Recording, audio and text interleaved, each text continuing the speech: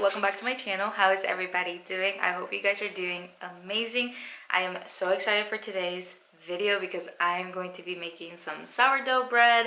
I've been making sourdough for a few months now. I actually started last year and I created my sourdough starter from scratch, which I was so proud when I did that because I kind of got it on the first try, and I feel like a lot of people don't get their sourdough started on the first try. I see so many failed attempts, and it's just been so nice to make my own bread. We don't have any bread right now, so I was like, today is a perfect day to make some sourdough. Usually I make 2 loaves, but I am going to be making sourdough bagels probably tomorrow. So I was like, I don't want to have 2 loaves of sourdough plus the bagels, and then I don't want anything to go bad. So I'm just going to be making 1 loaf of sourdough today. I will leave both recipes down below, one for 1 loaf and then one for 2 loaves, just so you guys can check it out. I've learned a lot while making sourdough. It's still not perfect. I do think that every time I make a loaf, it's better and better. Like every time I make it, it just gets better. So I'm really excited. I recently changed my flour. I used to use all-purpose unbleached flour, which is what I started my sourdough starter with, but I recently switched over to the King Arthur bread flour. It's so good. It really did make a change. I made sourdough bagels with it, and I made buns and the garlic bread with it, and it was just so different. It tasted so much better. The texture of the bread was so much better, the texture of the dough. So I was like, they got me. I'm changed now. So King Arthur, the bread flour unbleached, is really good if you guys want to try it out. I recommend it. I actually fed my sourdough starter this morning at around 9:30 in the morning, around there.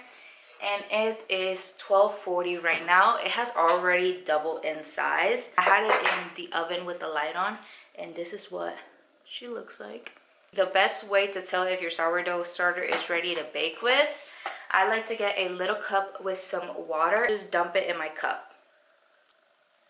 And if it floats, then it's ready for you to bake with, which this, my friend, is ready to bake with because she is floating. You see how she's like bubbling so nicely.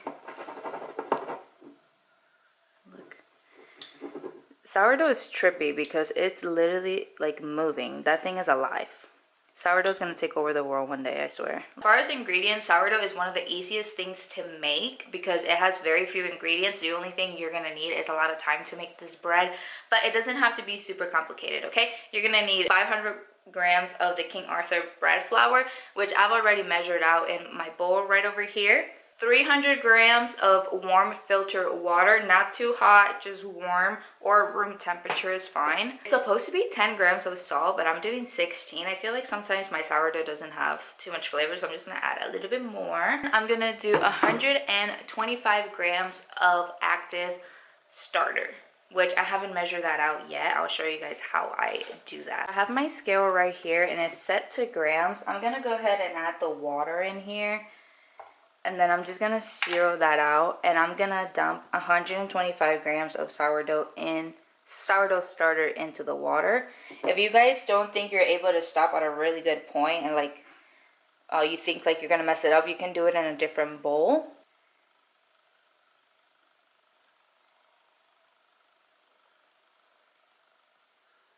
$112. All right, well, you see how I messed it up? It is all good. I'm just gonna leave it like that, but it should be 125 grams. And you see how she is floating? She just looks so beautiful. I'm gonna move the scale. My fancy Danish dough whisk that I got for Christmas, I'm gonna just mix this up until the sourdough starter is dissolved. Once it looks like this, you're gonna go ahead and combine it with your flour. Make sure you get all that. Mix this up until it becomes a shaggy dough. You want to make sure it's very well incorporated, that there's no pockets of flour. Your dough looks like this. It's just really shaggy and it comes apart like this. You're gonna want to let it rest for an hour. I'm gonna keep mine in the oven with the light on, and then I'm gonna just put a towel, a damp towel over it.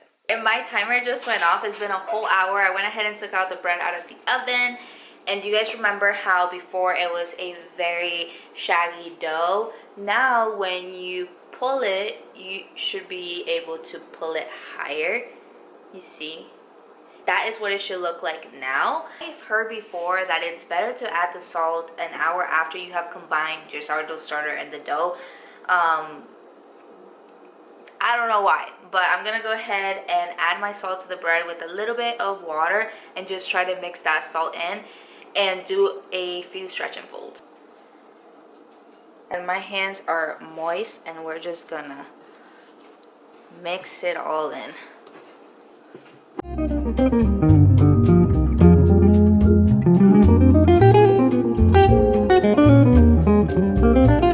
This is what my dough looks like right now. I'm gonna go ahead and put a towel on it and put it in my oven with the light on for 30 minutes, and then we're gonna start our stretch and folds. We're gonna do 4 sets of stretch and folds for the next 2 hours. So in those 2 hours, every 30 minutes, you're gonna take the dough out and do a stretch and fold.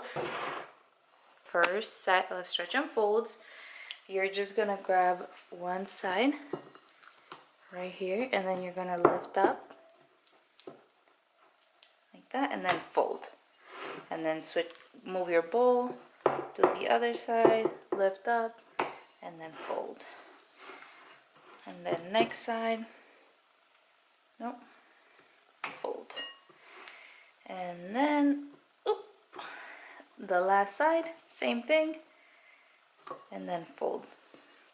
Just gonna cover it up again, put it in the oven, and then I'll be back in 30 minutes.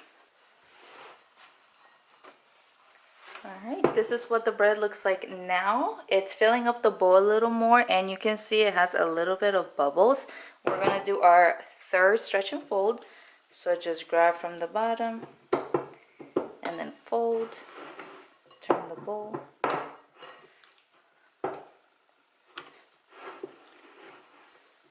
Okay.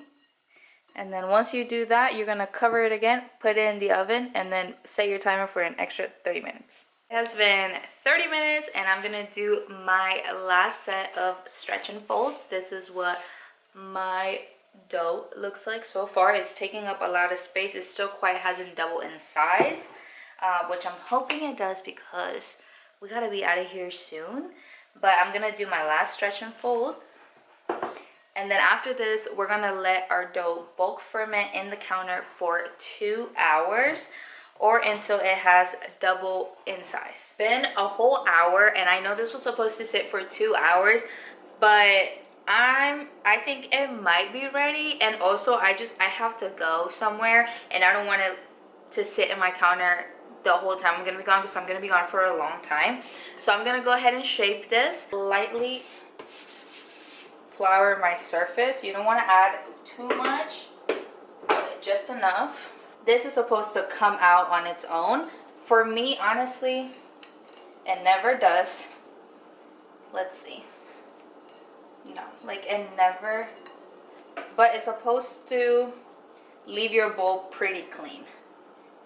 Maybe it needs some help.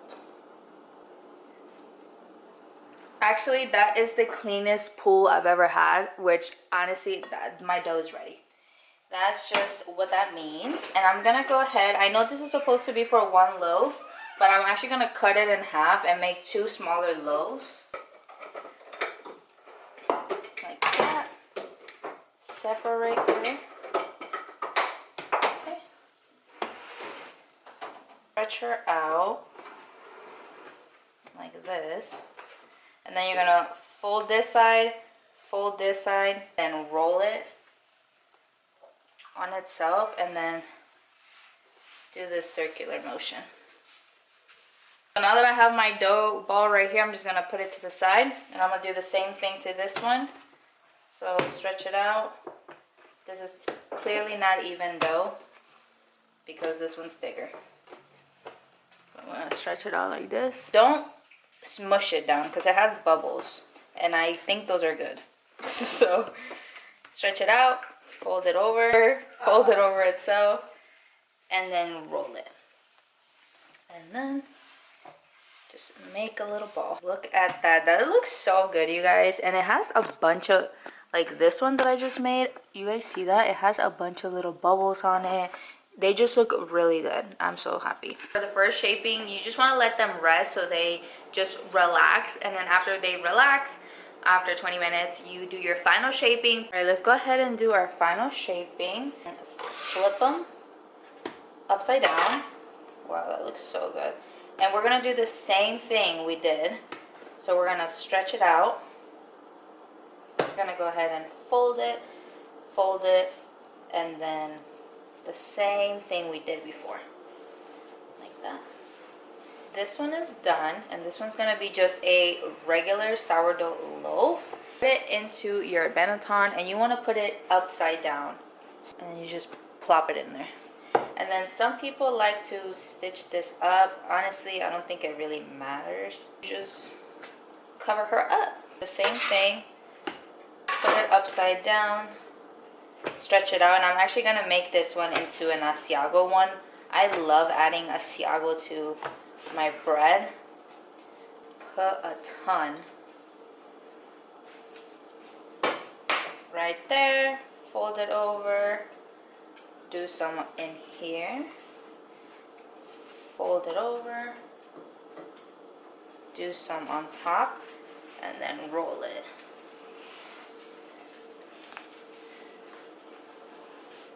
And then all this cheese, I'm gonna try to get it under the bread. This is what this one looks like. And then same thing, we're just gonna put it upside down. And then I'm gonna actually stitch this one up a little bit. We're gonna put these in the fridge overnight. It is the next day. I wanted to do this in the morning, but we had a late start to our day. It is 1:30. The loaves have been sitting in the fridge for quite a bit of time. But I already preheated my oven to 500 degrees, and I put my Dutch oven in there to preheat with the oven as well. So now that my oven is preheated, I'm gonna start prepping my bread. I went ahead and cut up some parchment paper to put in my Dutch oven, and I'm just gonna do the little cuts on my bread now. So when you take your bread out, you're gonna wanna flip it onto the parchment paper like this, basically. So the bottom side is gonna be up. You're just gonna put it in there. And then I have this little tool. You can also use a knife or whatever you have on hand and do some cuts. I think I'm just gonna do an X. And then I do just more cuts. You can do designs. It's up to you.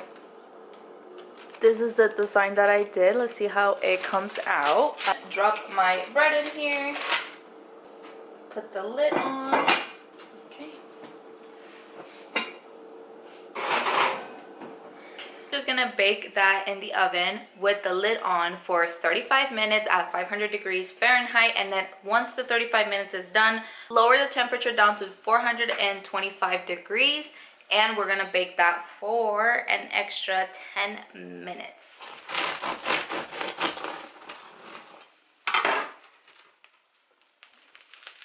No, that is so pretty, babe. It looks so good. I did burn the bottom a little bit, but I also think this is like cheese oil and stuff. And I forgot to put my cookie sheet under my Dutch oven so it didn't get so burnt. But look at that. That's gorgeous.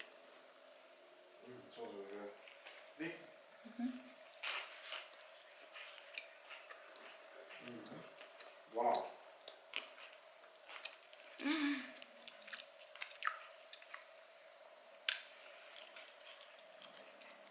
That's good. Wow, look at how it pulls apart. That is so good. The Asiago one, it's so good.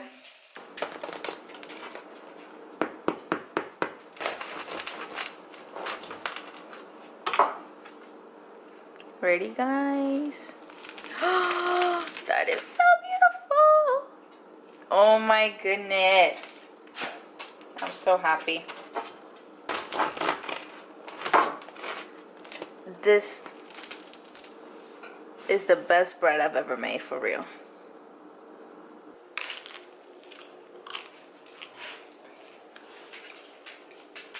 Literally perfect. Oh my god.